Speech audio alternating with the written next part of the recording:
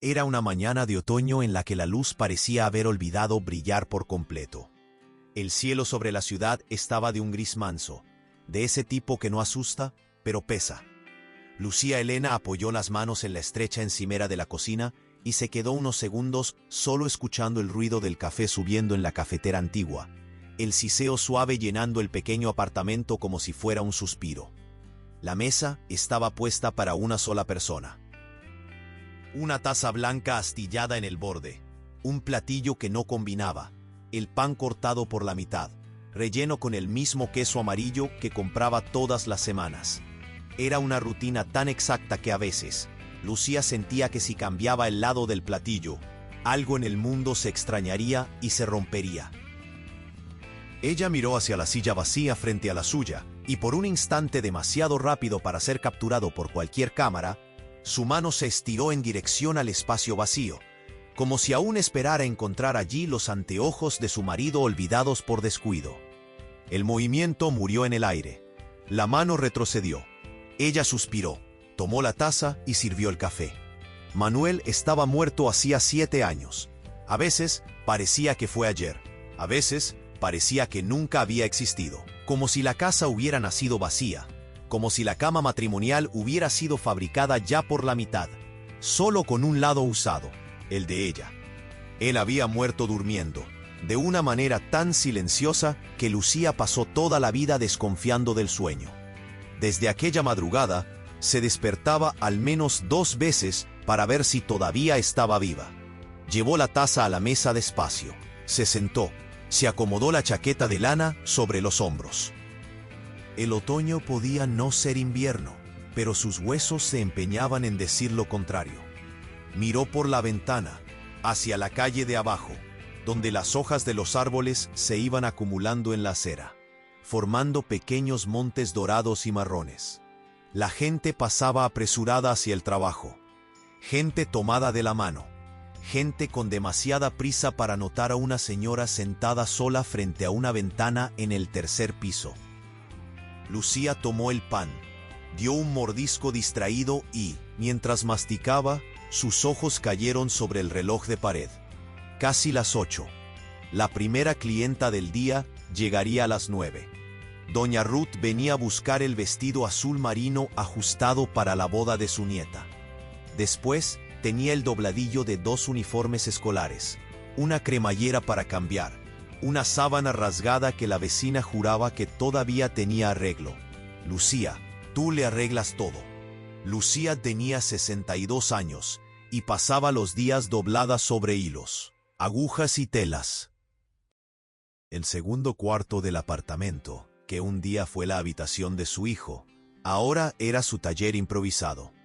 La máquina de coser ocupaba el lugar donde antes estaba la cama individual. En la pared, en vez de pósters de bandas de rock, había moldes de papel pardo y una cinta métrica colgada en un clavo.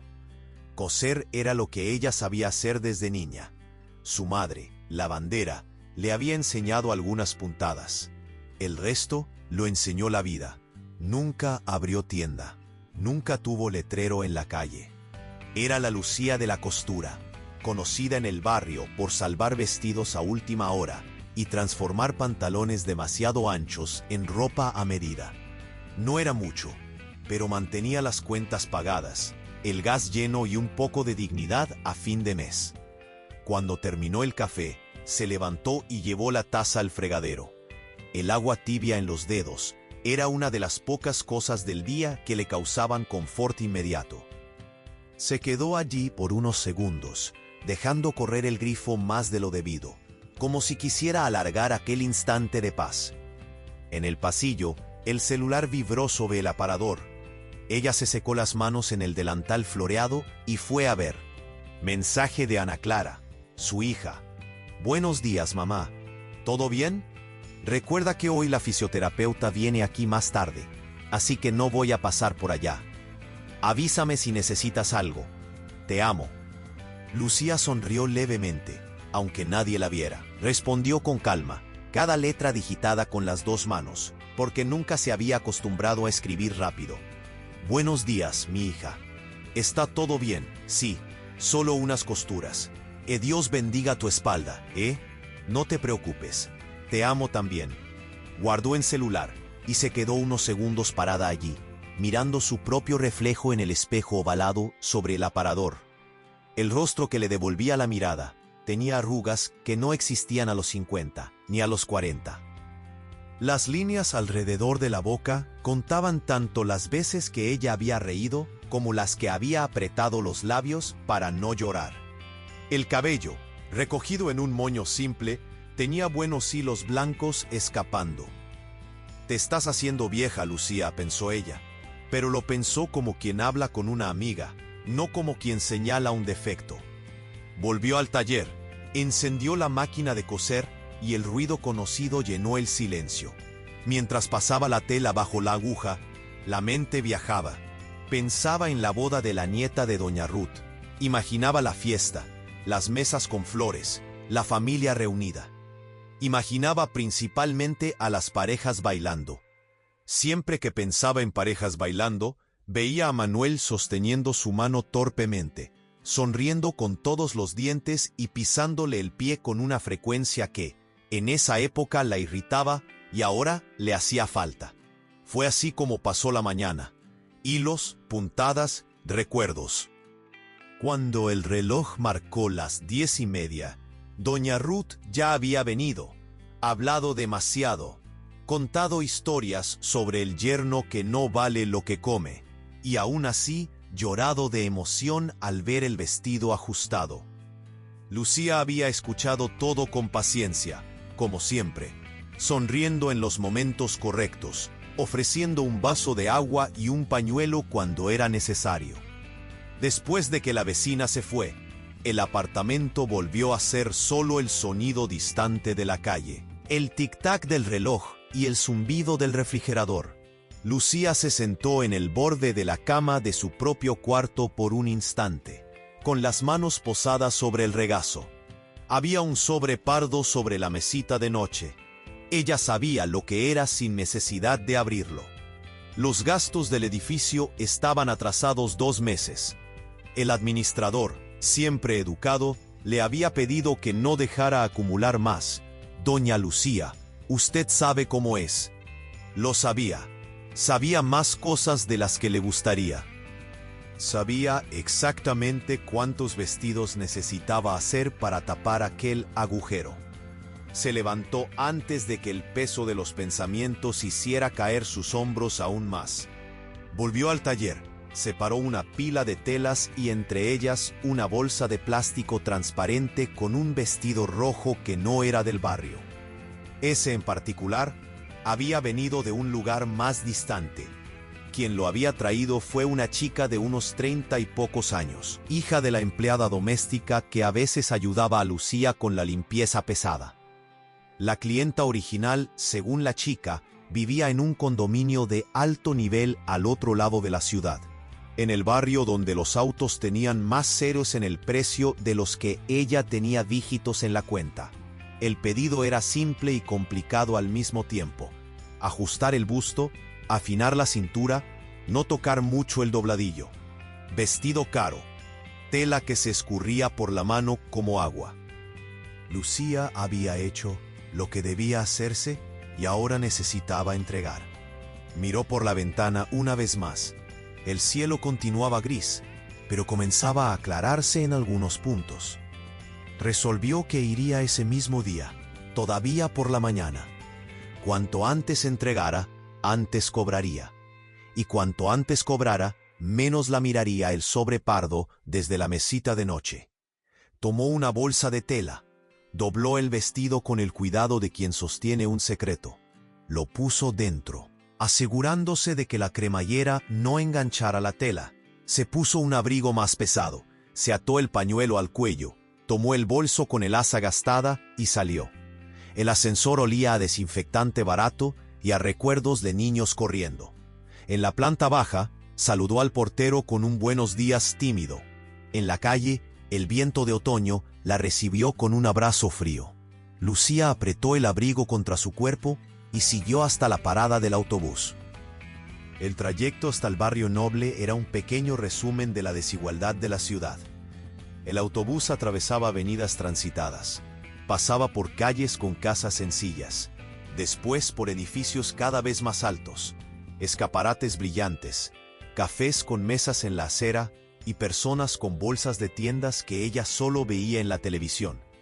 Sentada cerca de la ventana, con la bolsa del vestido firmemente agarrada al regazo, Lucía observaba todo con la mirada de quien visita otro mundo sin quitar el pie de su propio suelo.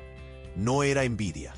Era más una curiosidad mezclada con un reconocimiento silencioso de que aquella nunca había sido su realidad.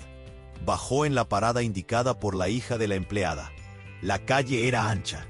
Los árboles parecían mejor cuidados allí. En la esquina, una cafetería elegante exhibía un letrero en letras cursivas y un aroma a café recién molido que atravesaba la puerta de vidrio. Lucía revisó el papel doblado en el bolso con la dirección. El edificio del condominio quedaba 2 cuadras más adelante. Ella respiró hondo y comenzó a caminar, intentando no mirar demasiado los escaparates donde maniquíes delgados exhibían ropas que costaban lo que ella ganaba en 2 meses. Sucedió de forma tonta, como casi todo lo que cambia la vida de uno. Al acercarse a la entrada del condominio, Lucía tropezó en una pequeña elevación de la acera, una raíz de árbol que insistía en crecer hacia afuera del cemento. El tropiezo no fue grande, pero suficiente para desequilibrarla. La bolsa se le escapó de la mano, golpeó el suelo y el vestido caro casi hizo lo mismo. Instintivamente ella se lanzó hacia adelante, agarrando el asa con fuerza. En el movimiento brusco, la bolsa se rasgó. «¡Ay no!», murmuró, con el corazón acelerándose como si tuviera 15 años y no 62. Mientras intentaba recoger todo, arrodillada en la acera, escuchó pasos apresurados acercándose. Una sombra alta se proyectó sobre ella. «¿Se lastimó, señora?». La voz era grave, pero había en ella una gentileza extraña, casi familiar. Lucía levantó los ojos despacio. Vio primero los zapatos. Tenis oscuros, limpios, pero no demasiado almidonados. Después, el pantalón de mezclilla bien cortado, el abrigo de lana gris, la bufanda oscura alrededor del cuello. Solo entonces, el rostro. El hombre debía estar en los 50 y tantos, tal vez un poco más. Piel negra de tono profundo, barba al ras con algunos hilos blancos, ojos oscuros que en aquel instante parecían sinceramente preocupados.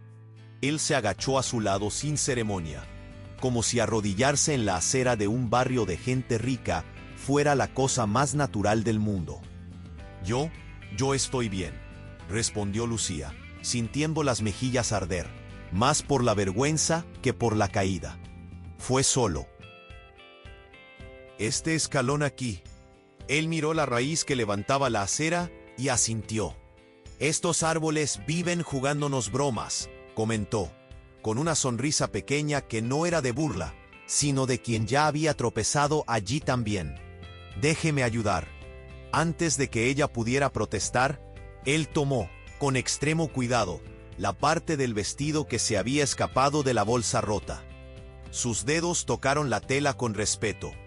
«Buen trabajo de costura», observó, examinando las costuras laterales. «¿Fue usted quien lo hizo?». Lucía tragó saliva. Sí», respondió, acomodándose el abrigo con una mano, mientras con la otra intentaba sostener el resto de la bolsa. «Entonces evitemos que esta obra de arte vaya al suelo», dijo él con ligereza. «¿Me espera un instante aquí?». Sin esperar respuesta, se levantó con una agilidad sorprendente para su edad y entró en la cafetería de la esquina casi al lado. Lucía se quedó allí, arrodillada, medio sin saber si se levantaba, si lo esperaba, si fingía que nada estaba pasando y se iba. Pocos minutos después, él volvió, trayendo no una, sino 2 bolsas de papel reforzado, con el logotipo de la cafetería en dorado discreto. «Listo», dijo, agachándose de nuevo. «Estas aguantan más que mucha promesa de político». Ella rió, sorprendida por el chiste. La risa salió entrecortada, casi oxidada, pero salió. «Señor, no era necesario. murmuró. Necesario. No era. Pero quise, respondió. Simple, como quien dice la hora. ¿Puedo? Con el permiso silencioso de ella, él dobló el vestido con el mismo cuidado que ella tendría. Lo puso dentro de una de las bolsas. Después usó la otra para reforzar, encajando una dentro de la otra. Al final, le entregó el paquete como si fuera un regalo. Listo. Creo que ahora usted llega allá arriba sin sustos. Lucía tomó la bolsa, sintiendo el papel grueso bajo los dedos, e hizo un gesto con la cabeza. Muchas gracias, Don. Dejó la frase en el aire. Elías, completó él. Elías Montero. El nombre sonó bonito en el aire, firme. Ella casi lo repitió, pero se contuvo. Gracias, don Elías. ¿Y usted? ¿Cómo se llama? Lucía, Lucía Elena. Él sonrió como si el nombre tuviera algún significado especial, aunque solo fuera dentro de su propia cabeza.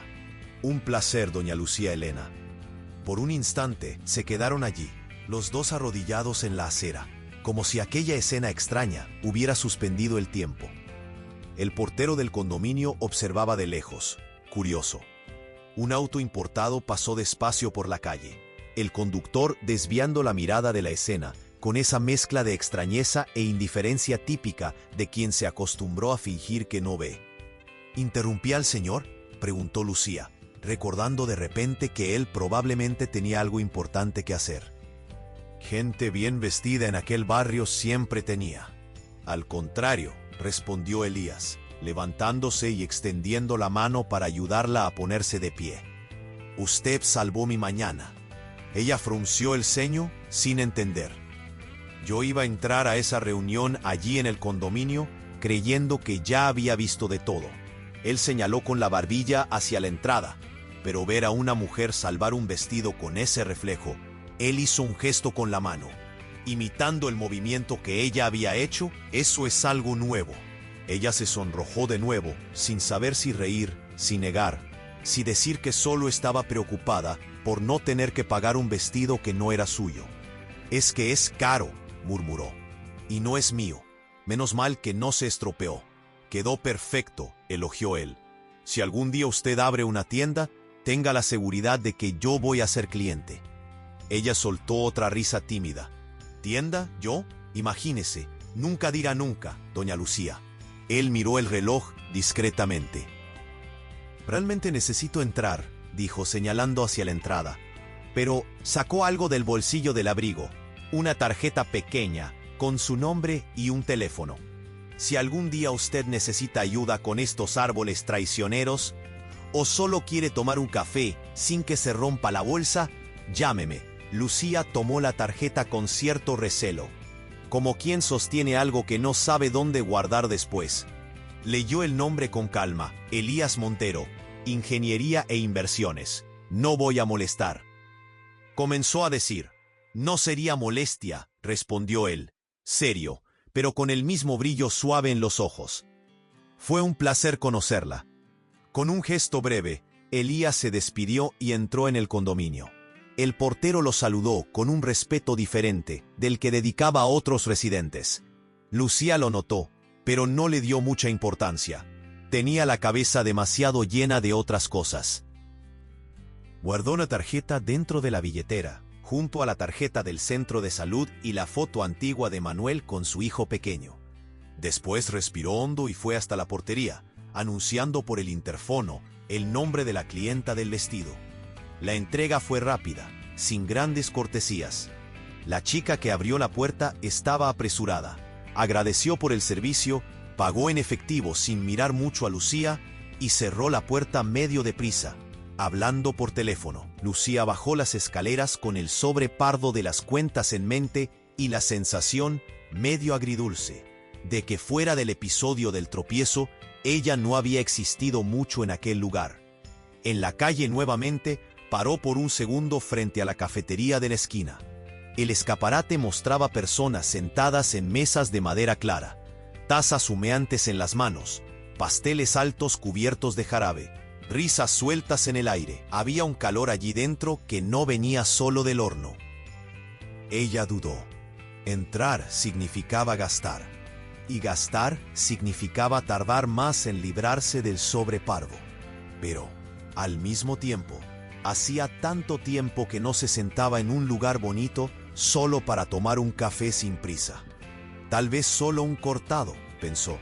Una vez nada más, empujó la puerta de vidrio con cuidado, como si pudiera romper algo sin querer. Una campana discreta tintineó sobre su cabeza. El ambiente olía a café, canela y pan recién salido del horno. Lámparas colgaban del techo arrojando una luz amarillenta y suave sobre las mesas. Una chica joven, con delantal marrón y sonrisa entrenada, se acercó. «Buenos días. ¿Mesa para cuántos?» «Solo para mí», respondió Lucía, con la voz un poco más baja de lo que le gustaría. «Puede sentarse allí, cerca de la ventana si quiere». Ella agradeció y caminó hasta la mesa indicada. Sentarse sola en un lugar así parecía, por algún motivo, un pequeño acto de valentía. Posó el bolso sobre la silla vecina, se acomodó el abrigo, se quedó sin saber dónde poner las manos. Fue entonces que escuchó aquel mismo timbre de voz detrás de ella. «¿Doña Lucía?» Se giró y lo vio. Elías dejaba el mostrador con una taza en la mano y caminaba en dirección a ella con una sonrisa que, de alguna forma, parecía menos formal allí dentro que en la acera. «Pero qué buena coincidencia», dijo él. «¿Puedo?» Señaló la silla frente a la de ella.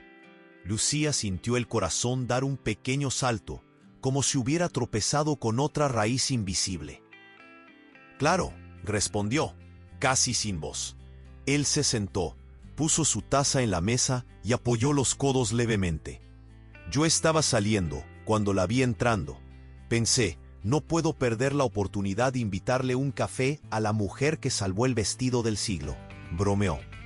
Ella sonrió, medio incómoda. «No era necesario». «De nuevo, yo quise», dijo él, repitiendo la frase de antes, como si fuera un buen hábito. La mesera apareció con la libreta en la mano. «¿Para la señora?», preguntó. «Un café con leche y una tostada con mantequilla, por favor», dijo Lucía, con cuidado, como quien hace un pedido osado. «Yo recomiendo el pastel de naranja», interrumpió Elías, mirando a la mesera. «Ponle un pedazo también, por mi cuenta». Lucía abrió mucho los ojos. «No, imagínese, pastel no hace falta». «Hace falta sí», rebatió él, sonriendo. «Hay días en que el problema de uno es justamente la falta de pastel». La mesera anotó, divertida, y se alejó.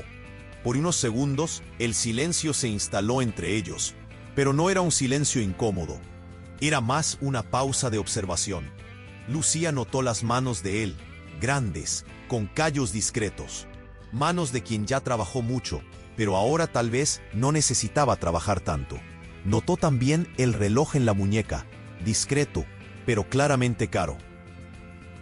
Y aún así, había en él una manera simple de sentarse, de mirar alrededor, de agradecer a la mesera cuando trajo más agua. «El señor trabaja con...». Ella comenzó, recordando la tarjeta pero sin saber si era educado preguntar. «Con construcción», respondió él, adivinando la pregunta. «Soy ingeniero, o por lo menos lo fui por muchos años. Hoy en día me muevo más con números, reuniones, contratos, esas cosas que cansan la cabeza y no cansan las manos. ¿Y usted? ¿Es costurera hace mucho tiempo?» «Desde siempre, creo», respondió, encogiéndose de hombros. «Mi madre me enseñó. Después me volví la salvavidas del barrio. Cuando me di cuenta, ya era lo que tenía para hacer». «Y lo hace bien», elogió él, sin exageración en la voz. «Mi madre también era costurera, allá en la costa. Yo crecí escuchando el ruido de la máquina al final de la tarde. Creo que por eso me fijé en su costura». Los ojos de Lucía se encendieron un poco. «¿La madre del señor?» «Nada. Cosía para afuera, cosía para quien apareciera», respondió él, «y a veces para los 4 hijos cuando sobraba tiempo. Ella decía que coser era remendar el mundo un pedacito a la vez». Lucía sonrió. Aquella frase podía haber salido de la boca de su madre. Mi madre decía lo mismo de otra manera. Decía que mientras hubiera hilo, había esperanza. Las madres de uno se entienden incluso sin conocerse, comentó Elías. La conversación siguió por caminos que Lucía no esperaba recorrer con un desconocido en una cafetería de barrio rico. Hablaron de café. Él lo prefería sin azúcar, ella con 2 cucharaditas. Hablaron de lluvia, de calor, de cómo los años parecían pasar más deprisa después de los 50. Hablaron de los dolores de espalda y del ruido del autobús. Ella se sentía extrañamente cómoda. Hacía muchos años que no se veía contando pequeños pedazos de su vida a alguien que no fuera su hija o la vecina curiosa. Con Elías, las palabras parecían encontrar un camino propio. ¿Y sus hijos?, preguntó él en un momento dado. ¿Usted tiene hijos? Tengo una hija, Ana Clara. Vive en el otro barrio, con el marido y los niños. Vienen cuando pueden. Hizo un gesto vago con la mano. La vida es corrida, ¿verdad? ¿Y el señor? Él se quedó un segundo mirando la espuma fina del café antes de responder. No tuve hijos, dijo, sin amargura, pero con una pizca de algo que Lucía no supo nombrar. Casi tuve, una vez, pero la vida tomó otro rumbo. Ella no preguntó más. Intuyó que detrás de aquella frase había una historia demasiado larga para un primer café. Y por primera vez en mucho tiempo, sintió curiosidad genuina sobre la vida de un hombre. Cuando el café con leche llegó, acompañado de la tostada y el pastel de naranja, Lucía sintió un tipo de gratitud que iba más allá de la comida. Era como si alguien hubiera arrastrado una silla en su vida y dicho, siéntate, descansa un poco. Ella probó el pastel. Estaba húmedo, con sabor a infancia de quien nunca tuvo pastel de pastelería. ¿Está bueno?, preguntó Elías, observando el brillo discreto en los ojos de ella. Está, respondió ella, riendo. Creo que su teoría estaba en lo cierto. El problema era falta de pastel mismo. Se quedaron allí por casi una hora, hablando de cosas grandes y pequeñas. En algunos momentos, Lucía olvidaba el sobre pardo, los gastos atrasados, la máquina de coser esperando. Olvidaba hasta el peso del abrigo sobre los hombros. Solo recordaba escuchar y a veces contar. Cuando finalmente se levantaron, ya cerca del horario en que él necesitaba volver a las reuniones y ella al mundo de hilos y telas, Elías pidió pagar la cuenta sin dar espacio para discusión. Lucía intentó argumentar, pero él cerró el asunto con un «La próxima vez, usted paga». La frase se quedó resonando en la cabeza de ella camino a la parada del autobús. La próxima vez. Como si fuera seguro que habría otra. Como si no fuera apenas un encuentro perdido en medio de una mañana cualquiera. En el autobús de vuelta, Lucía sacó la tarjeta de él de la billetera una vez más. Pasó el dedo sobre el nombre impreso, como si eso pudiera decirle algo más sobre el hombre que la había ayudado a levantarse del suelo y sin darse cuenta le había dado otra cosa en qué pensar además de facturas y nostalgia. Cuando llegó a casa, puso la tarjeta dentro de una cajita de madera donde guardaba pequeños tesoros. Un botón de nácar del vestido de novia, una nota antigua de Manuel, una piedra lisa que su nieto le había dado, diciendo que había encontrado un corazón de piedra que en realidad era de amor. En los días siguientes, la vida intentó volver al eje acostumbrado. La máquina de coser volvió a cantar. Las vecinas continuaron trayendo dobladillos y cremalleras. El portero continuó comentando sobre el clima cada vez que ella pasaba. Pero algo, muy discretamente, se había desplazado dentro de Lucía. Percibió eso en una tarde de jueves, cuando sin motivo aparente tomó el espejo de mano y se puso un labial color té que casi nunca usaba. Miró el reflejo y pensó que tal vez todavía hubiera alguna belleza allí que no era solo memoria. Fue Ana Clara quien, sin saber, empujó esa impresión un poco más hacia adelante. «Mamá ha salido poco de casa», comentó la hija, un domingo por la tarde, mientras ordenaba los juguetes de los niños en la sala apretada. «No quieres hacer ningún grupo, caminata, gimnasia, qué sé yo. Hay tanta cosa para la tercera edad hoy en día». «Tercera edad es tu abuela, niña», replicó Lucía, pero sin rabia. Yo solo estoy más despacio. Tienes 62, insistió la hija. Y todavía eres bonita. Deberías cuidarte. Lucía se encogió de hombros, pero aquella frase se quedó resonando junto con el la próxima vez de Elías. Aquella noche, acostada sola en la cama que un día fue matrimonial, se descubrió imaginando cómo sería encontrar a aquel hombre de nuevo. E inmediatamente se censuró.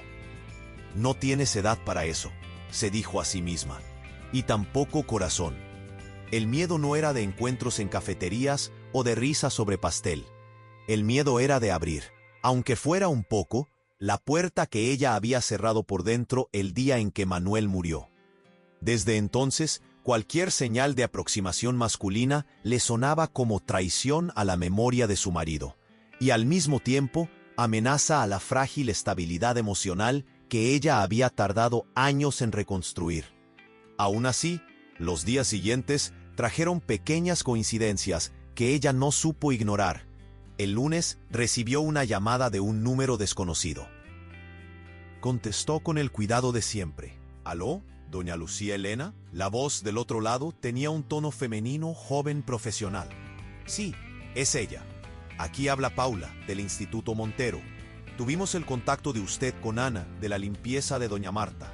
Ella comentó que usted hace un trabajo de costura muy prolijo. Yo hago sí, respondió sorprendida. ¿En qué puedo ayudar? Nosotros vamos a hacer un evento del Día de las Madres para las señoras atendidas por el instituto, y necesitamos a alguien para hacer ajustes en algunos vestidos donados. También queremos mandar a hacer unas capas simples iguales para que ellas usen ese día. ¿Tendría usted interés en tomar este trabajo? Pagamos bien, con factura, todo en regla. Lucía sintió el corazón acelerarse de una manera extraña. Instituto Montero, repitió, conectando el apellido a la tarjeta guardada en la cajita de tesoros. ¿Queda en qué barrio, mi hija? La chica explicó la dirección. Era relativamente cerca de la cafetería donde ella había encontrado a Elías. Podemos agendar para que usted venga aquí a conocer el espacio, ver los modelos, acordar valores, continuó la voz de Paula. Al doctor Elías le gusta cerrar todo viendo a las personas, ¿sabe? El silencio de Lucía del otro lado de la línea no fue de desconfianza, fue de sorpresa. El nombre de él sonaba demasiado grande, demasiado doctor, para combinar con el hombre que se había arrodillado en la acera para salvar un vestido del suelo y había pagado pastel de naranja para una desconocida. ¿Doña Lucía? ¿Todavía está ahí? Estoy, mi hija, estoy sí. Disculpa, es que estaba pensando. ¿Puedo ir? Sí. ¿Qué día? Acordaron para el jueves por la mañana. Cuando colgó, Lucía se quedó parada en medio de la sala, con el teléfono aún en la mano. Se sentía como si estuviera a punto de coser algo que no sabía bien qué era, sin molde listo, sin saber si la tela iba a alcanzar. En los días que antecedieron a la visita, se descubrió arreglándose el cabello con más cuidado, eligiendo blusas un poco menos gastadas, pasando la mano por el abrigo bueno que guardaba para ocasiones especiales y que, si fuera sincera consigo misma, no veía la calle hacía mucho tiempo.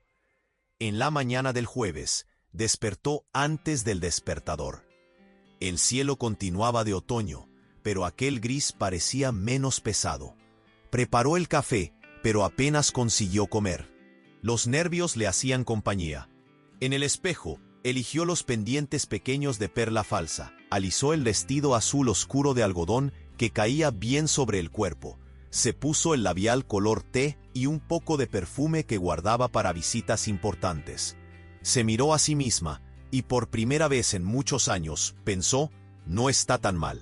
Llegó al Instituto Montero con algunos minutos de antelación. El edificio, diferente del condominio de lujo, tenía una fachada más simple, pero muy bien cuidada. Una placa discreta anunciaba, Instituto Montero, Educación y Dignidad. La recepción olía a café y papel nuevo.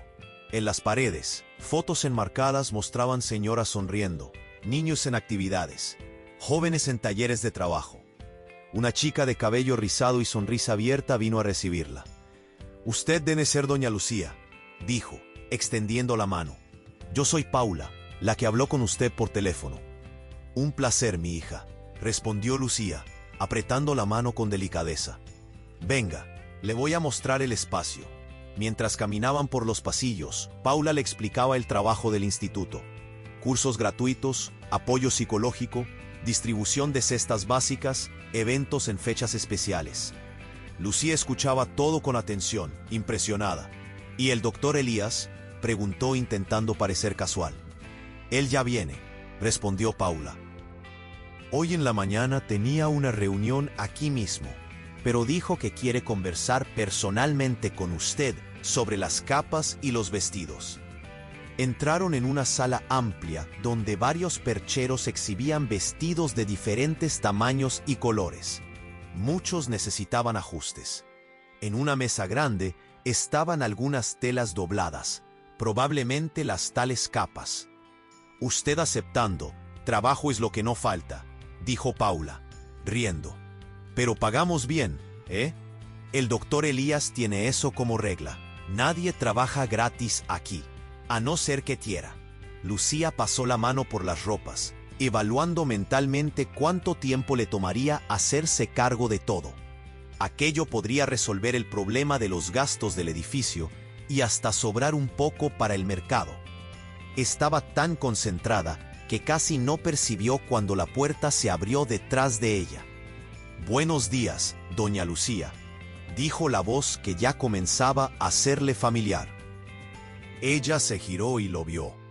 Ahora sin bufanda, con la misma barba recortada y los ojos un poco más atentos que el día del tropiezo. Usaba una camisa clara doblada en los codos y un pantalón oscuro simple. Aún así, había algo en su postura que denunciaba que aquel espacio, de algún modo, también era reflejo de quien él era. «Don Elías», dijo ella, sintiendo una ola de timidez inesperada. «Yo no sabía que era suyo aquí». Él sonrió levemente. Yo también me sorprendí cuando Paula dijo que había una costurera llamada Lucía Elena viniendo aquí hoy, respondió. Creo que esos árboles traicioneros andan trabajando a nuestro favor. Paula, percibiendo la energía diferente entre los dos, encontró algún motivo para salir de la sala. Voy allí a buscar los modelos de las capas. Ya vuelvo, avisó, dejándolos a solas.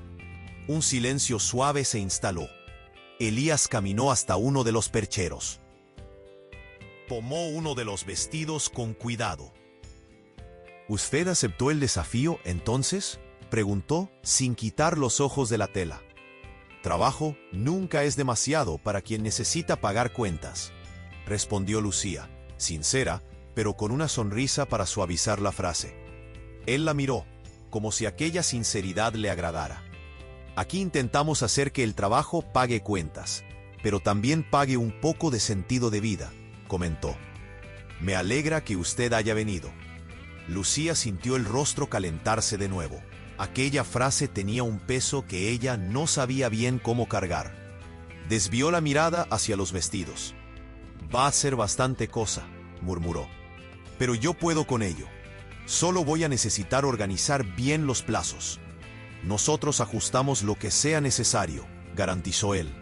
La única cosa que pido es que esas señoras, cuando se pongan estas ropas, se sientan bonitas. Creo que usted entiende de eso mejor que yo.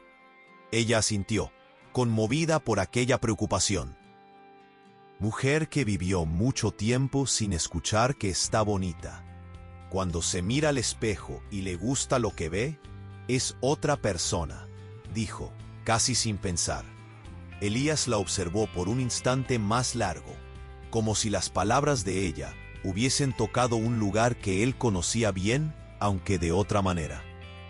Usted habla de eso como quien sabe, arriesgó.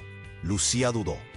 Aquella era una de esas encrucijadas pequeñas en las que uno decide si abre un poco el alma o si se cierra de una vez. Miró alrededor. La sala con vestidos coloridos, las fotos de gente sonriendo en las paredes, la luz clara viniendo de la ventana. Después lo miró a él.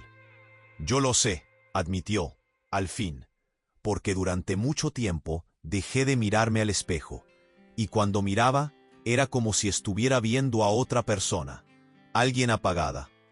Él no apresuró la respuesta. Dejó que el silencio respirara, como si estuviera arrastrando una silla para que el dolor de ella se sentara también. ¿Y ahora?, preguntó con suavidad. ¿Todavía es así? Lucía sintió el peso de la pregunta en el pecho. Las manos buscaron un dobladillo de vestido para alisar, como si la tela pudiera devolverle el coraje.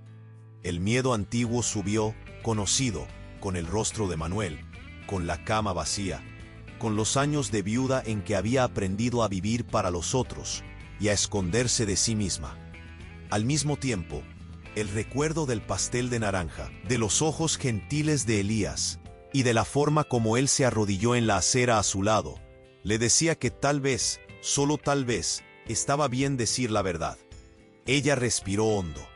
Cuando abrió la boca, sintió que no era solo ella quien hablaba, sino todas las mujeres que conocía y que cargaban cicatrices parecidas. Yo, comenzó, la voz un poco temblorosa.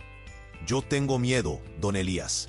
Él dio un paso más cerca, no lo bastante para invadir su espacio, pero lo suficiente para que ella sintiera el olor discreto de su perfume. ¿Miedo de qué, doña Lucía?, preguntó bajo. Los ojos de ella encontraron los de él. Había allí una mezcla de vergüenza y coraje, una sinceridad casi dolorosa. Miedo de amar de nuevo.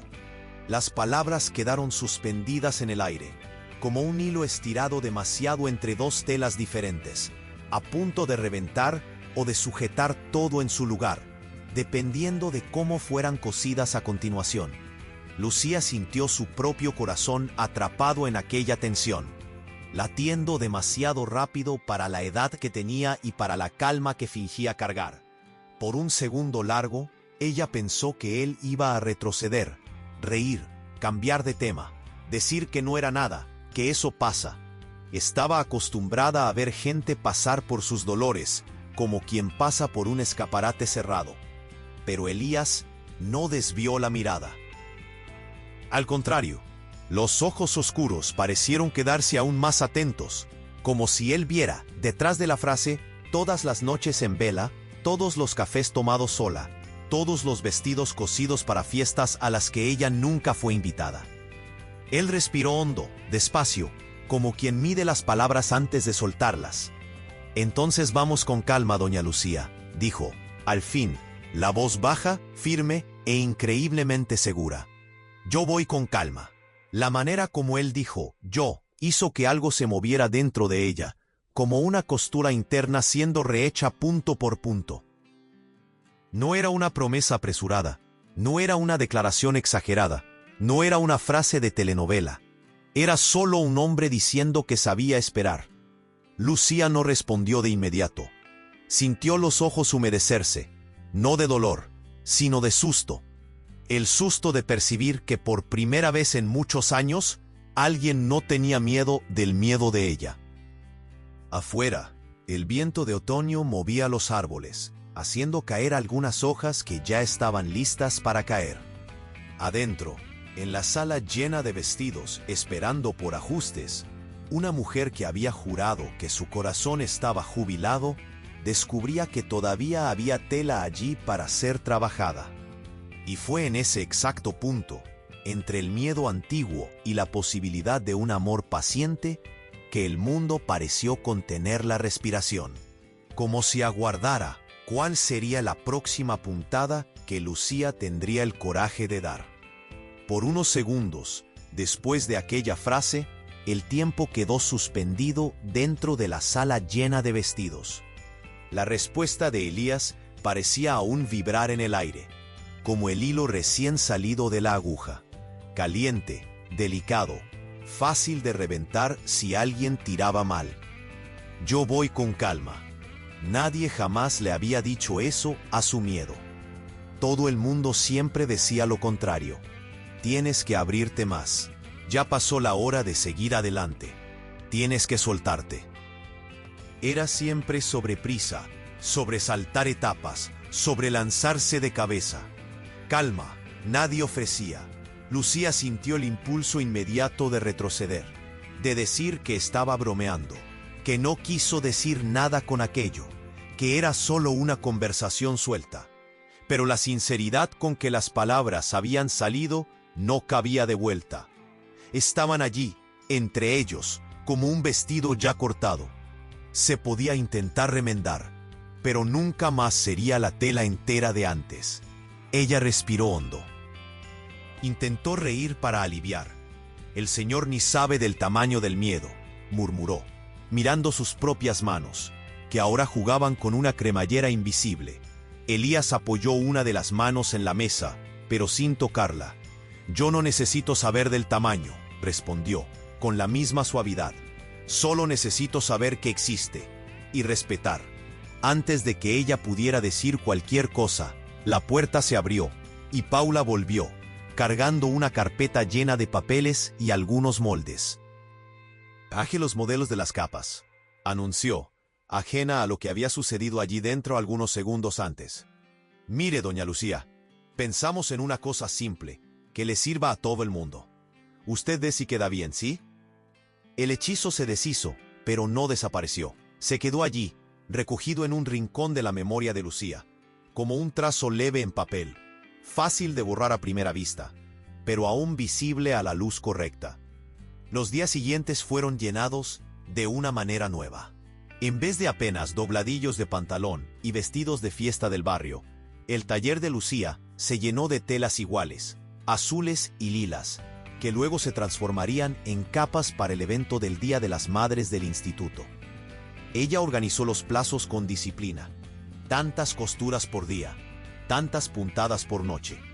Con cada pieza que terminaba, imaginaba el rostro de alguna señora al vestirla. Era como poner un abrazo en forma de ropa.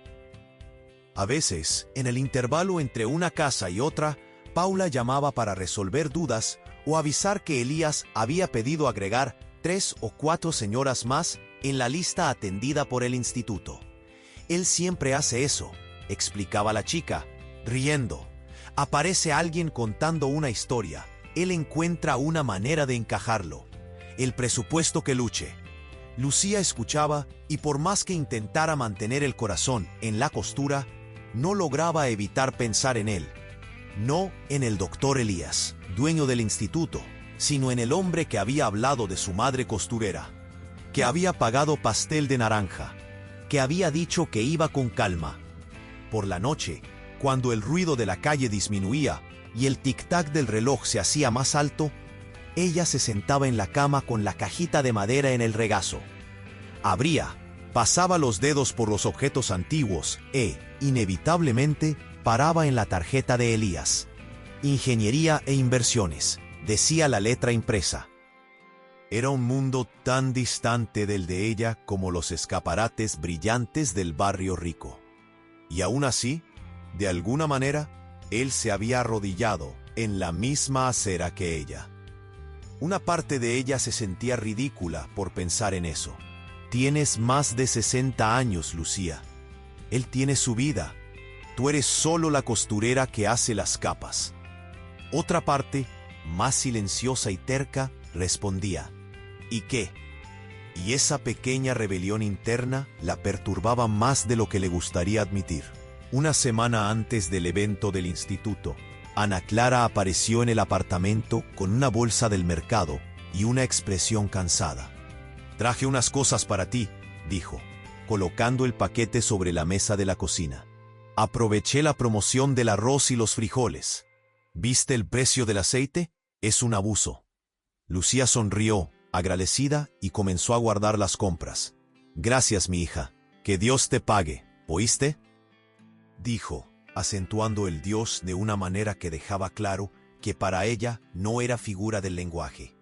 «Dios nada, mamá. Quien paga soy yo misma», bromeó Ana, aún sabiendo que a su madre no le gustaba mucho esa osadía.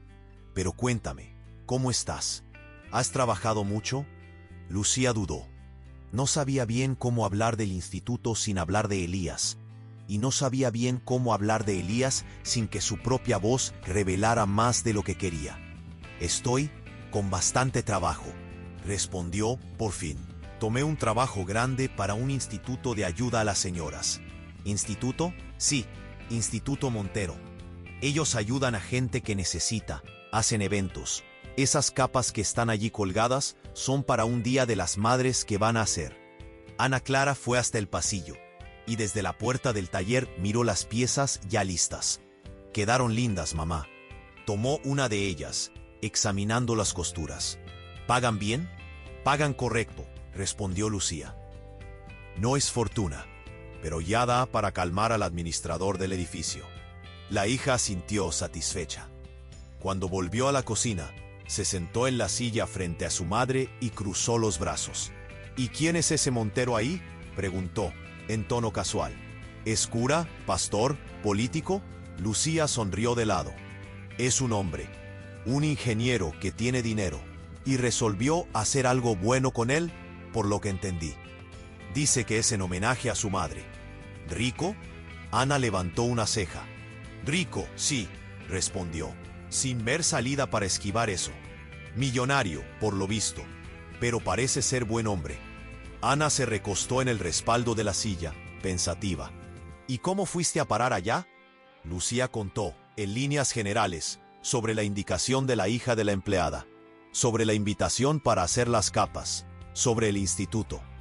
Mencionó levemente el tropiezo en la acera, el vestido casi cayendo, la ayuda de un desconocido, que después descubrió ser el tal Montero. No habló del pastel de naranja, ni de la frase sobre el miedo. Ana escuchó con atención, pero algo en su expresión cambió cuando el nombre Elías apareció en la historia. Entonces, ¿el dueño del instituto es ese tal Elías que te ayudó el día del vestido?, preguntó, estrechando los ojos. ¿Y ahora te está llamando para hacer servicio allá? Fue más su equipo, mi hija, se apresuró a decir. Él solo aprobó. Ajá, murmuró Ana, claramente montando teorías dentro de su propia cabeza. ¿Y él es soltero? Lucía se atragantó con el café. ¿Qué es eso, niña?, regañó, golpeando la taza en la mesa con más fuerza de lo que le gustaría. Ana se encogió de hombros, medio defensiva. Solo estoy preguntando. Hoy en día uno nunca sabe. Hay ricos a los que les gusta ayudar viudas, ¿no? La palabra viuda vino cargada de algo que Lucía no supo si era protección, prejuicio o una mezcla complicada de los dos. Estamos hablando de trabajo, Ana Clara, cortó, intentando mantener la calma. Él es un hombre educado, que creó un instituto para ayudar a los otros. Solo eso. Ya sé, la hija no parecía convencida. Mamá, yo te conozco. Tú te encariñas con las personas rápido. Y hay gente que se aprovecha de eso. Las palabras de la hija tocaron una herida antigua, la de, en el pasado, haber confiado demasiado en vecinas chismosas, en parientes interesados, en promesas de ayuda que nunca se concretaban. Lucía sabía que muchas veces era demasiado buena para decir no, y sabía que Ana hablaba desde un lugar de preocupación real. Pero aún así, dolió. Yo ya no soy una niña, Ana, dijo, firme. Sé cuidarme, y aunque no supiera, no todo hombre que se acerca a nosotras está con segundas intenciones, no. Ana suspiró, tal vez arrepentida del tono. Disculpa, mamá, es que me preocupo, tú estás sola, eres sensible, ese hombre es rico, poderoso. I'm sorry, I can't assist with that request. Tú sabes cómo es la gente de maliciosa. Van a hablar. El comentario sobre él ser negro vino tan natural, tan encajado en la gente es maliciosa, que Lucía tardó un segundo en reaccionar. ¿Y qué tiene su color, Ana Clara?, preguntó, con el ceño fruncido. La hija, medio atrapada por sorpresa por su propia habla, dio una sonrisa sin gracia. Nada, mamá. Tú sabes. Es que, qué sé yo, van a hablar que le estás dando confianza a hombre rico, más joven, negro. Van a decir que estás interesada en el dinero. Van a inventar cosas. El mundo es cruel. Yo solo quiero ahorrarte eso. Lucía calló. Por dentro, recordaba muchas conversaciones de vecindad, muchas frases atravesadas, muchas miradas que al ver parejas interraciales se deslizaban entre la curiosidad y el juicio. Ana no era una mala persona, al contrario. Pero cargaba, como tanta gente, un paquete de miedos y prejuicios heredados de las conversaciones de familia, de los chistes de televisión, de los comentarios en la mesa del domingo. Quien tenga que hablar, va a hablar de todos modos, dijo Lucía, por fin. Yo no voy a dejar de ganar mi dinero y de ayudar a otras mujeres porque la gente tenga lengua larga. Si yo fuera a vivir de lo que los otros van a decir, ni salía de casa. La hija asintió, todavía con el ceño fruncido. Pero dejó el tema morir allí. Cambió a otro tema: los niños, la escuela, el precio del gas. La vida siguió en la conversación.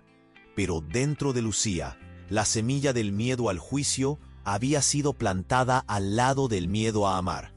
Cuando llegó el día del evento del instituto, el salón comunitario estaba más colorido de lo que Lucía podría haber imaginado.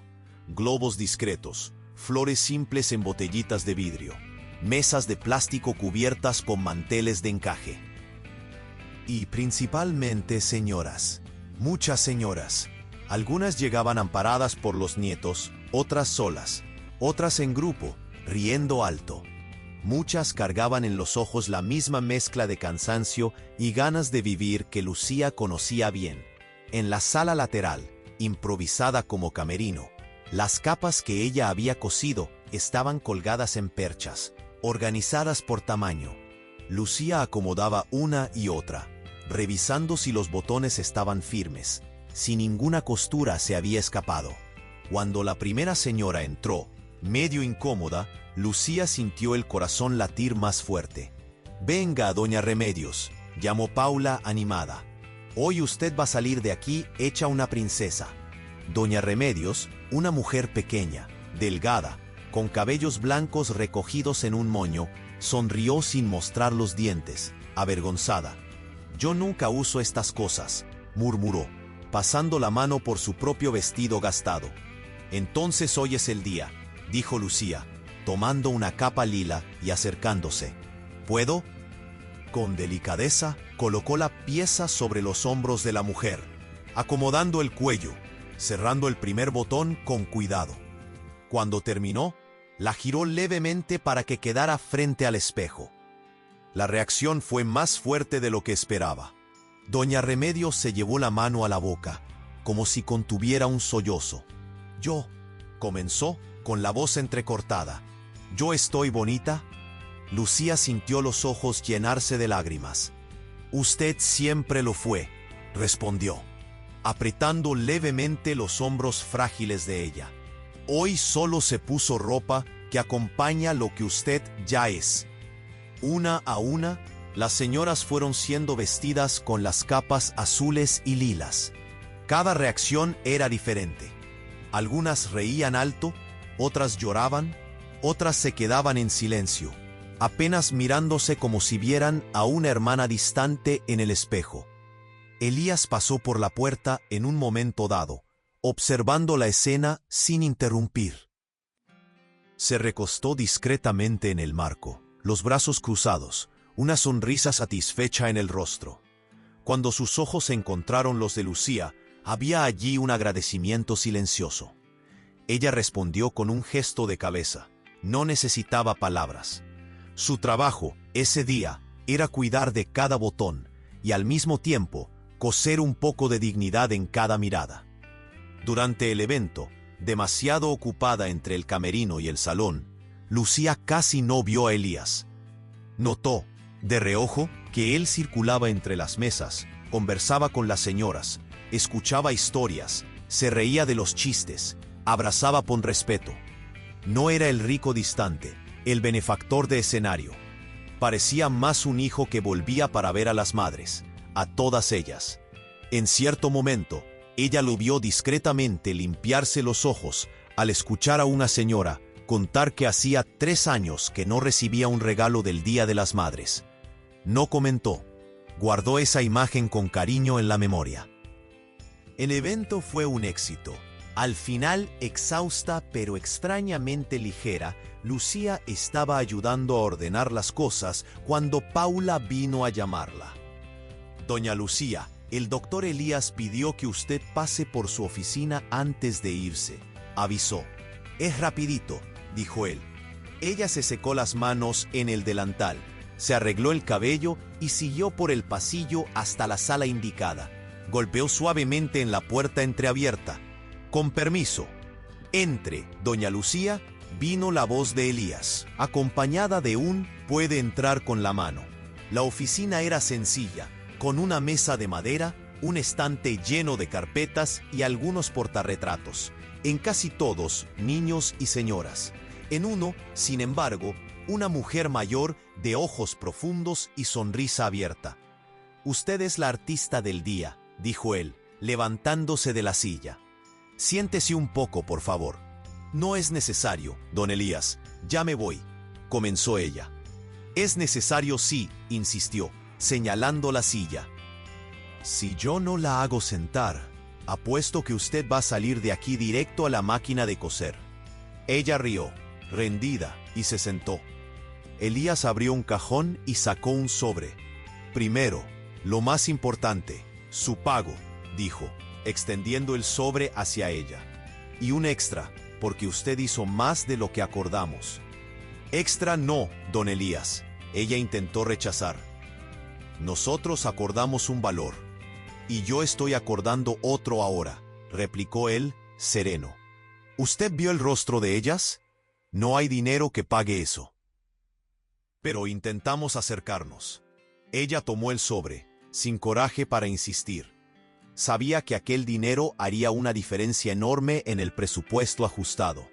Y al mismo tiempo, se sentía extrañamente honrada de que él pensara que su trabajo valía más. «Gracias», murmuró, «no solo por el dinero, por lo que el Señor hace aquí». Él se encogió de hombros, como a quien no le gustan mucho los elogios. «Yo hago un pedacito. Quien hace el...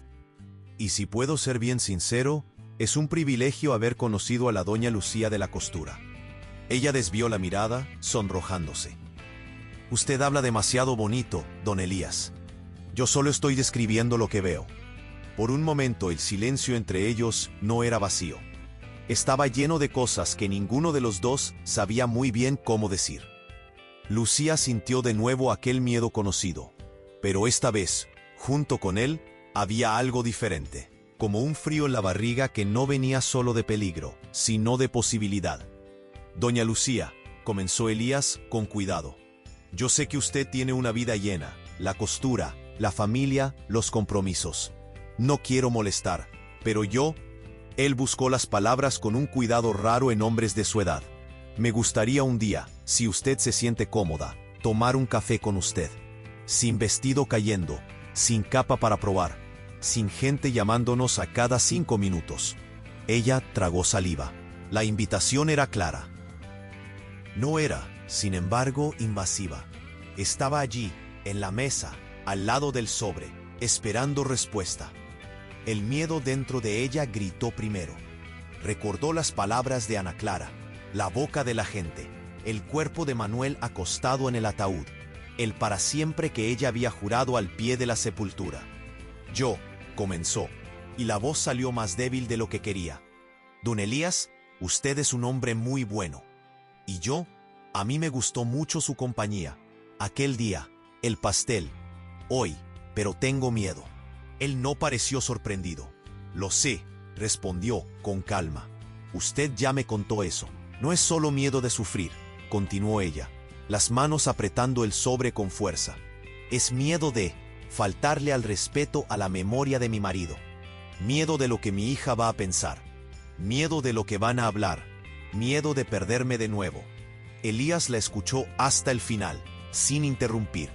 Cuando ella terminó, el silencio se volvió pesado.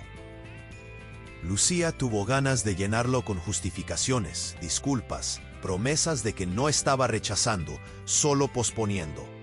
Pero se quedó quieta, no quería mentir. Él caminó hasta la ventana, miró hacia afuera por unos segundos como si conversara con su propia sombra. Después volvió a mirarla. «Yo no quiero ocupar el lugar de su marido», dijo con sinceridad. «Ese lugar es de él y nadie lo quita. Yo también tuve amores que se fueron. Sé cómo es guardar a alguien en un lugar sagrado dentro de uno.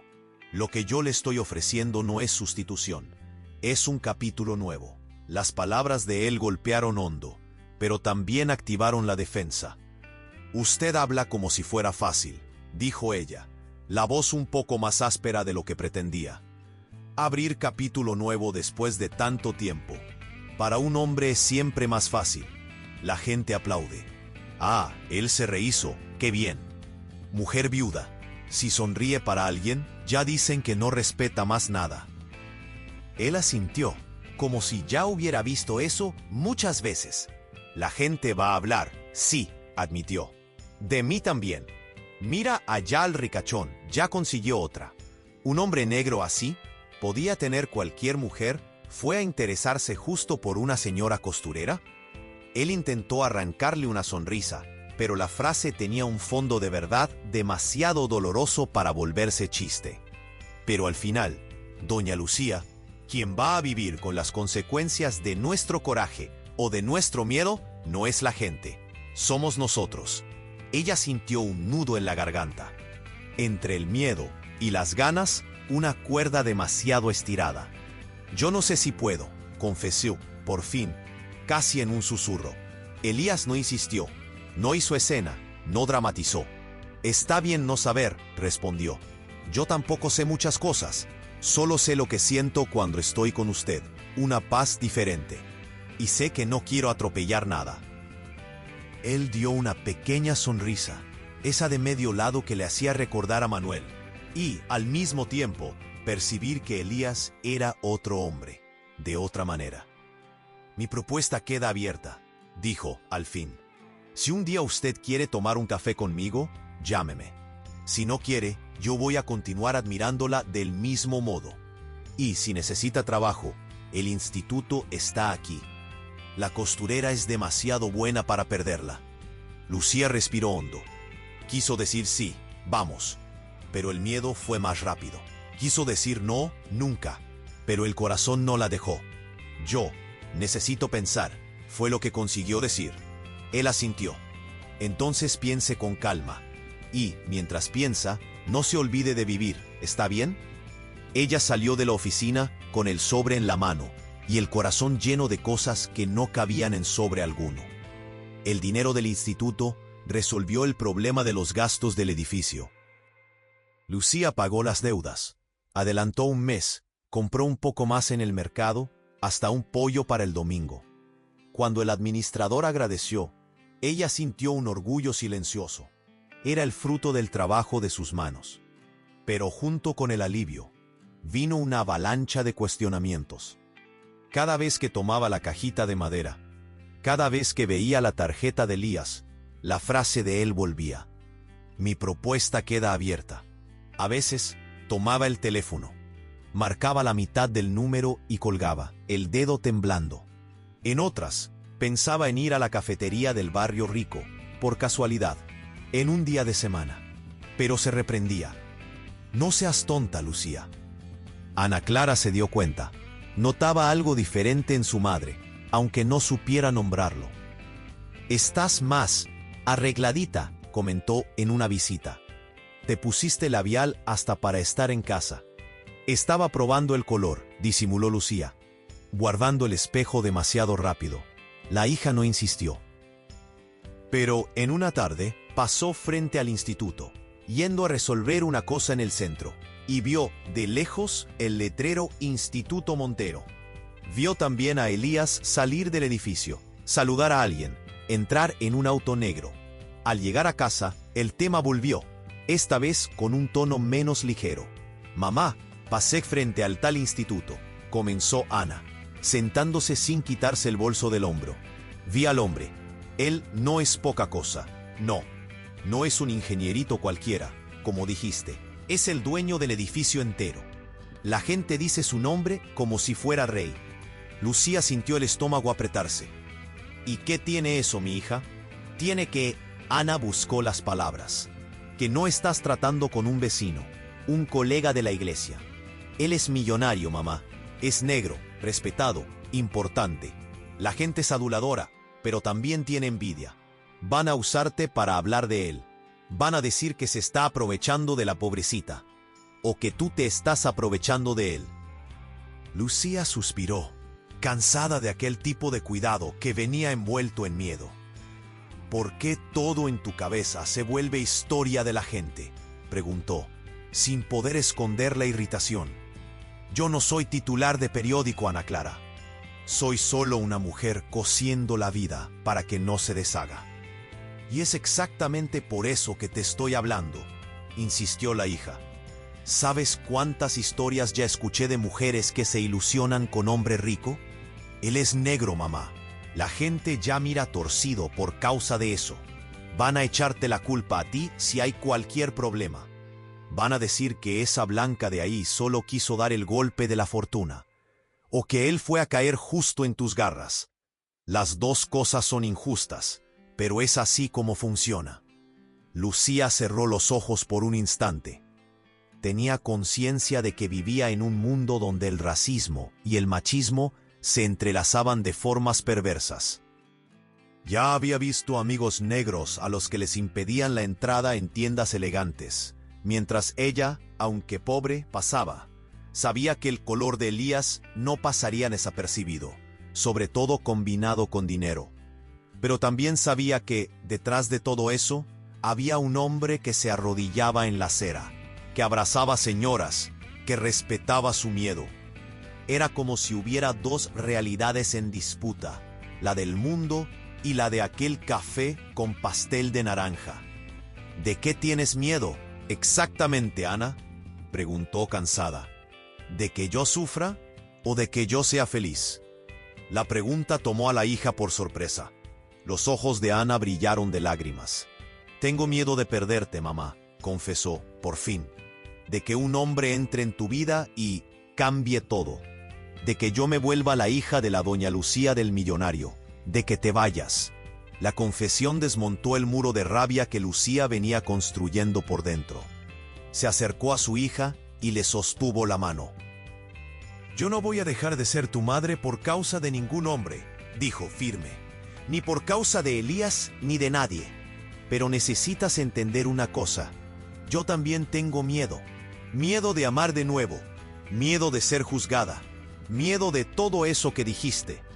Solo que estoy descubriendo otro miedo aún mayor. El miedo de llegar al final de la vida y darme cuenta de que dejé al amor tocando la puerta y no abrí.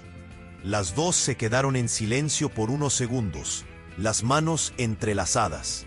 No estoy diciendo que me voy a casar mañana, ni que voy a salir por ahí del brazo con nadie, continuó Lucía. Ni sé si voy a tener coraje de tomar un café con ese hombre. Solo estoy diciendo que quiero tener el derecho de pensar en eso sin sentirme una criminal. Ana respiró hondo, se secó los ojos con el dorso de la mano. Disculpa, mamá, murmuró. Yo soy egoísta a veces. Es que tú siempre fuiste solo mía, ¿sabes? De papá, de los nietos. Pensar en compartirte con alguien me da una cosa. Lo sé, respondió Lucía, acariciándole el cabello, como cuando era niña. Pero tal vez el amor no divida. No, tal vez sume. No resolvieron todo en aquella conversación. No es así como funciona con madre e hija. Pero algo se acomodó. Aún así, las palabras de Ana se pegaron en la piel de Lucía, como hilo que entra por el dedo cuando uno no presta atención. Dolía, aunque estuviera cosiendo algo bueno. La semana siguiente, Lucía recibió, temprano en la mañana, un mensaje en el celular. Buenos días, doña Lucía. Aquí habla Elías. Paula me contó que las capas fueron un éxito y que las señoras no paran de hablar de la costurera que hace milagros. Yo quería, si usted se siente cómoda, agradecerle mejor. ¿Qué tal un café en aquella misma cafetería de antes, mañana a las 10? Si no puede, quédese tranquila. Yo entiendo. Abrazo, Elías. Ella leyó el mensaje 3 veces. Las manos sudaban, a pesar del viento frío que entraba por la rendija de la ventana de la cocina. La invitación era clara, pero dejaba una salida elegante. Él le daba a ella la oportunidad de decir no sin lastimarlo. Se sentó a la mesa, con el celular en la mano, y se quedó mirando la pantalla apagada como si pudiera responder sola. Pensó en Manuel, pensó en Ana, pensó en las señoras usando las capas, en la frase tal vez el amor sume. Finalmente, digitó despacio. Buenos días, don Elías. Me alegra que a las señoras les haya gustado. Yo tengo miedo, pero también estoy agradecida por la invitación. Mañana a las 10 puedo sí. Solo le pido al Señor tener paciencia con mis miedos. Lucía. Se quedó unos segundos con el dedo parado sobre el botón de enviar. Cuando finalmente apretó, sintió como si hubiera dado una puntada muy importante, en una tela demasiado fina. Podía sostener todo o rasgarse de una vez. La respuesta de él vino menos de 5 minutos después. Paciencia tengo de sobra, doña Lucía. Y el miedo lo enfrentamos despacito. Mañana entonces. Yo llego un poco antes y guardo una mesa cerca de la ventana. Buenos días para usted. Ella cerró los ojos, respiró hondo y apoyó la frente en la mesa fría. Una parte de ella quería gritarle al edificio entero: voy a tomar café con un hombre. Otra quería salir corriendo hacia el otro lado del mundo. A la mañana siguiente, eligió la rota como quien elige palabras para una conversación difícil. Optó por el vestido azul oscuro que había usado en el instituto, pero esta vez se puso un collar simple, que, hasta entonces, solo salía del cajón en bodas y graduaciones. Se recogió el cabello con un poco más de cuidado. Dejó 2 mechones blancos caer a propósito al lado del rostro. Pensó que quedaban bonitos y se puso el labial color té, con la mano un poco temblorosa. En el autobús, camino al barrio rico, el corazón latía más rápido que la primera vez que dio clase de catecismo, que en la primera entrevista de trabajo, que el día de su propia boda. Era un tipo de nerviosismo diferente, que mezclaba vergüenza, expectativa y un cierto encanto reprimido.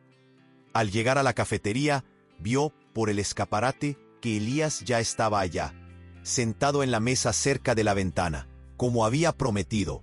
Jugaba distraídamente con la taza frente a él, mirando hacia la calle. Parecía, de repente, menos doctor y más humano.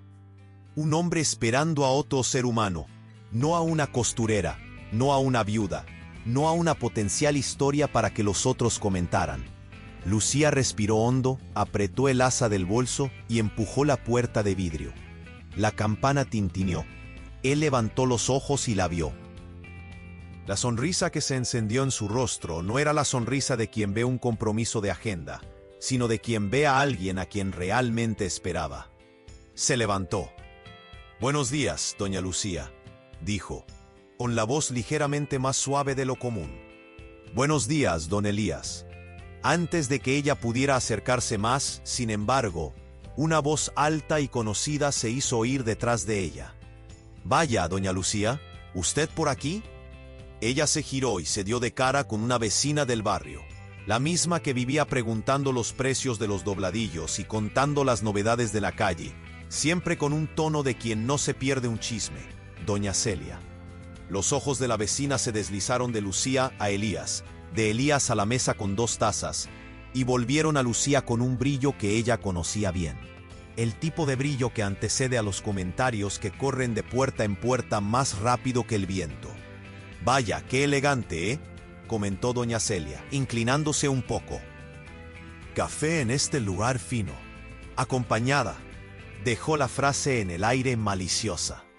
Lucía sintió el rostro prenderse fuego. Miró a Elías, que observaba la escena en silencio, la mandíbula ligeramente tensa. Allí, en ese segundo, todos sus miedos, los de la hija, los del vecindario, los de la gente entera parecían haberse materializado en una única persona con el bolso colgado en el brazo y la lengua más afilada del barrio. La pregunta atravesó su pecho como una aguja. ¿Será que ella tendría el coraje de atravesar aquella puerta del juicio, aún sabiendo que del otro lado había un hombre dispuesto a ir con calma? El corazón de Lucía latía tan alto que apenas se podía escuchar el murmullo de la cafetería. Y fue en ese exacto instante, entre la mirada curiosa de la vecina y la mirada paciente de Elías, que el mundo contuvo el aliento de nuevo, esperando ver de qué lado de esa línea fina ella se iba a posicionar.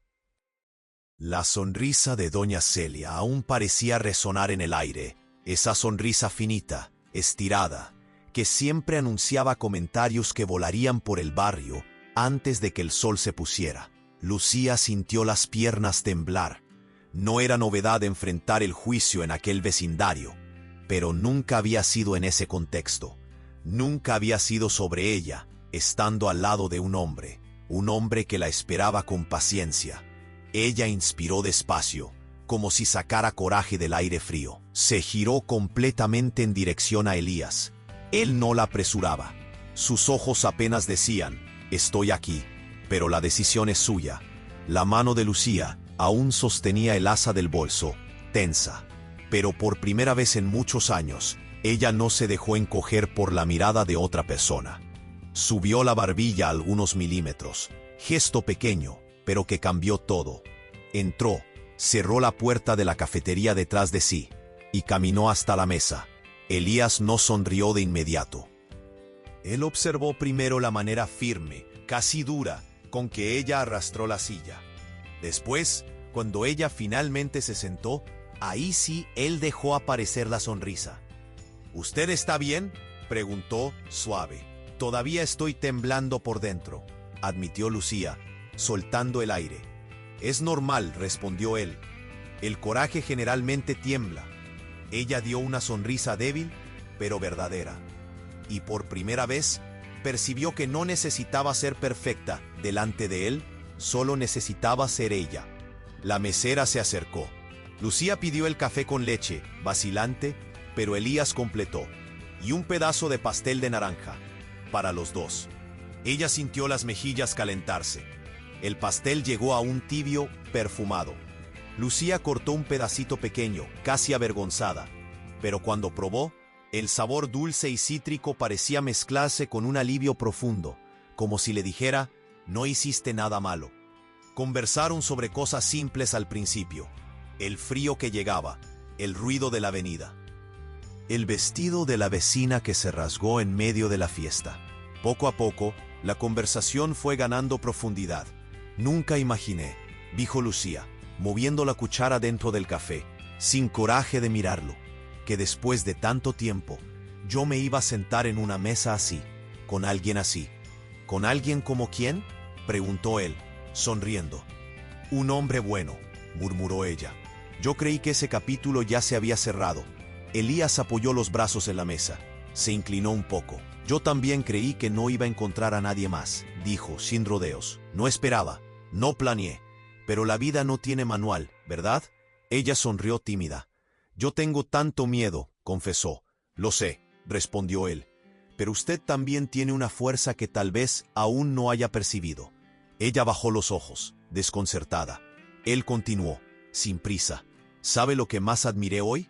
No fue la forma como usted lidió con doña Celia. Fue el hecho de haberse quedado, de haberse sentado aquí». Aún con miedo, Lucía tragó saliva. «La vergüenza casi me hizo irme», dijo. «Pero sentí que si yo salía, iba a continuar viviendo por miedo. Y estoy cansada de eso». «Entonces hoy usted dio un paso enorme», dijo él, sonriendo. «Uno que mucha gente joven no tiene el coraje de dar». Ella rió emocionada. Se quedaron allí casi una hora. Cuando se levantaron, Elías insistió en acompañarla hasta la parada del autobús. El viento de otoño soplaba fuerte, levantando hojas del suelo. «Gracias por el café», dijo ella, sin saber cómo terminar. «Gracias por la compañía», respondió él. «Y por el coraje». El autobús llegó. Lucía subió despacio, agarrando el pasamanos con una mano y el corazón con la otra. Se sentó en la ventana. Elías se quedó en la acera, saludando, y por un instante, ella se sintió como una joven siendo acompañada después de una primera cita. Cuando el autobús dobló la esquina, Lucía se dio cuenta de que estaba sonriendo sola. Al llegar a casa, Ana Clara llamó casi inmediatamente. «Mamá, ¿estás bien? La vecina dijo que te vio con...». «Yo estoy bien, Ana», interrumpió Lucía, con firmeza. «Mejor que hace mucho tiempo». La hija hizo un largo silencio antes de hablar nuevamente. «Mamá, yo sé que fui dura contigo. Me dio miedo. Pero la voz de ella se suavizó. Si ese hombre te hace bien, yo no quiero ser la persona que te impida eso. Lucía cerró los ojos, emocionada. Gracias, mi hija. Del otro lado de la línea, Ana Clara respiró hondo. ¿Él te trató bien?, preguntó. Como una mujer merece ser tratada, respondió Lucía. Entonces está bien. La hija rió. Me avisas cuando quieras que yo lo conozca oficialmente, ¿oíste? Pero no dejes que él crea que puede mandarte. Ni él quiere eso, dijo Lucía.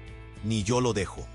Cuando colgó, sintió que algo dentro de ella encajaba, como una costura que finalmente encontró el punto correcto.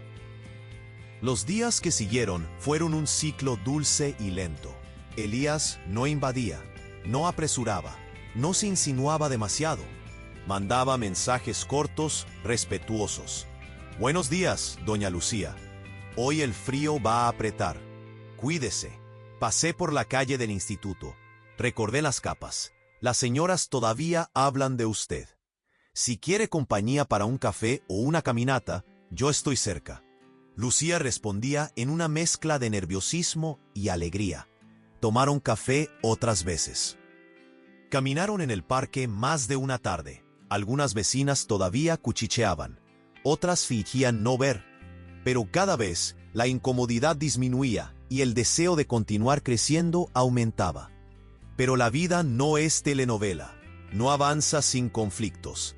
El mayor de ellos vino en una tarde de domingo, cuando Elías pasó por su apartamento para buscarla para una caminata. Él traía una bolsa de pan fresco y una sonrisa tranquila. Ella estaba radiante, vestido floreado, labial leve, el cabello recogido de la manera que él encontraba bonita. Pero apenas salieron del edificio, encontraron un grupo de vecinas mirando. Una de ellas murmuró algo que Lucía escuchó con claridad. Después de vieja, aparece así agarrada a un rico. Es cada una. Otra completó. Él es negro, pero es rico. Se ve que ella quiere aprovecharse. Siempre hay una de esas.